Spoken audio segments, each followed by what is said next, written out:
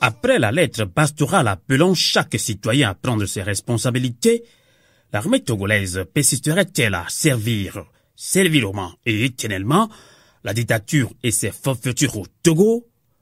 Amis panafricains, diaspora africaine et togolaise, cette inquiétude mérite une bonne réflexion. Les forces de l'ordre et de sécurité resteraient-elles sourdes et impassables devant l'appel des prélats togolais? Les hommes d'église se sont nommément adressés à la nation tout entière, à chaque fille, à chaque fils, à toutes les couches composant les forces vives de la patrie, notre dénigrement. Chacune des composantes civiles semble prendre acte de l'appel et tente d'une manière ou d'une autre d'y répondre. Qu'en sera-t-il de l'armée et de tous les corps habillés? Auditeurs panafricains, sur nos radios partenaires Eben Radio et FM Liberté, en réalité, peindre ici l'état de service de l'armée togolaise ne ferait que raviver déception, colère, rancœur et désespoir.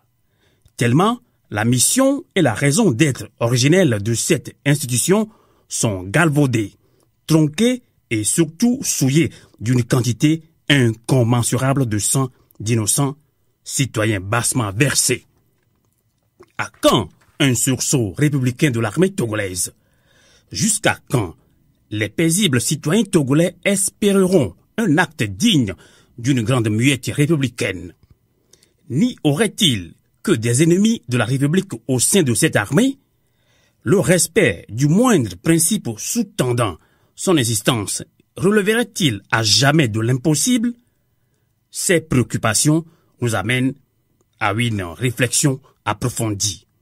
En effet, depuis 1963, plus précisément le 13 janvier, l'armée togolaise semble avoir vendu son âme au diable et, dans la foulée, la destinée de la jeune nation naissante qu'est le Togo.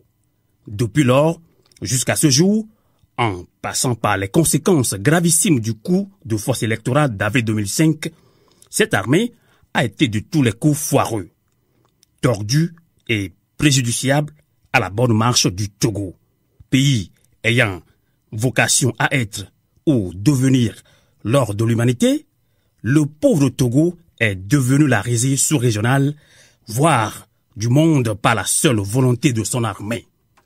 En l'état, l'armée togolaise ne peut être républicaine. Ceci pour deux raisons principales. La première est qu'elle est tribale, car constituée de plus de 90% d'éléments originaires de la même région, le nord du pays. Ces chiffres nous paraissent plus réalistes que les 76% plus ou moins officiellement diffusés. N'empêche, même si nous nous référons aux 76%, c'est tout aussi ahurissant. Et parmi ces 76% originaires du Nord, plus de 70% viennent de Kara, donc Kabylie, préfecture d'origine de Feu et Yadéban, bâtisseur de la dite armée. Enfin, les seuls originaires de Pia, village natal de Feu et Yadéban, représentent environ plus de 45% des 76% de Kabylie. Secondo, la formation et la mission de l'armée sont orientées vers l'intérieur, c'est-à-dire au maintien en respect des citoyens au lieu de leur assurer à eux ainsi qu'à leurs biens la sécurité et les préserver contre tout danger venant de l'extérieur. En lieu et place de la défense de l'intégrité territoriale nationale, cette armée s'est plutôt spécialisée à maltraiter et martyriser la population. Il faut aussi dire que les moyens financiers et matériels et la terreur interne sont minutieusement organisés pour faire de cette armée la machine à broyer sa propre population qu'elle est devenue. Sylvanus Olympio, Tavio Amorin, Marc Atidépé, le général TP, etc., eh bien, voilà des noms dont la seule évocation nous renvoie à la monstruosité de notre armée. Nous vous épargnons la période sanglante et insupportable d'avril 2005. Est-ce pour autant qu'il faille tout voir en noir? Nous espérons que non, car certains faits laissent tout de même une petite lueur d'espoir à un éventuel sursaut, ne serait-ce que par une petite frange, mais non moindre convaincue de l'armée togolaise.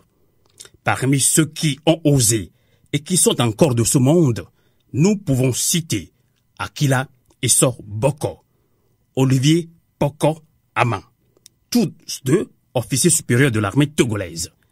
Voilà des cas qui alimentent cette petite lueur dont nous parlons. Eh bien, auditeurs panafricains, sur nos radios partenaires, Togolais de la diaspora, c'est là où nous relançons une fois encore un appel solennel aux formations politiques se réclamant alternatives pour mettre en place une nouvelle approche quant à la problématique. Il faudra définir des stratégies de non-diabolisation systématique de toute l'armée afin de créer un espace de confiance, gage de l'éclosion manifeste de cet esprit républicain qui anime certains éléments de notre armée.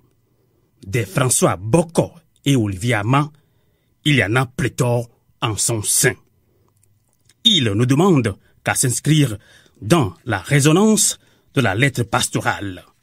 Mais il leur faut un tout autre discours de la part de nos forces alternatives, discours en mesure de faire la part des choses, d'instaurer un réel climat de confiance mutuelle. C'est à notre humble avis un gage, sinon le seul gage pour la mue de ces esprits encore anonymes et muets en vrais acteurs engagés de la remise de l'armée togolaise de ces lettres de noblesse républicaine. Armée togolaise, force de l'ordre de sécurité, le peuple t'appelle, la patrie t'appelle, les hommes d'église t'appellent. C'est l'heure de la vérité. À l'instar de tes homologues burkinabés, vous êtes appelés à prendre aussi vos responsabilités dans la justice et vérité. L'épanouissement du Togo est à ce prix. Merci de votre fidélité sur le 3xW canalk.ch et Ben Radio en France, FM Liberté à Chicago.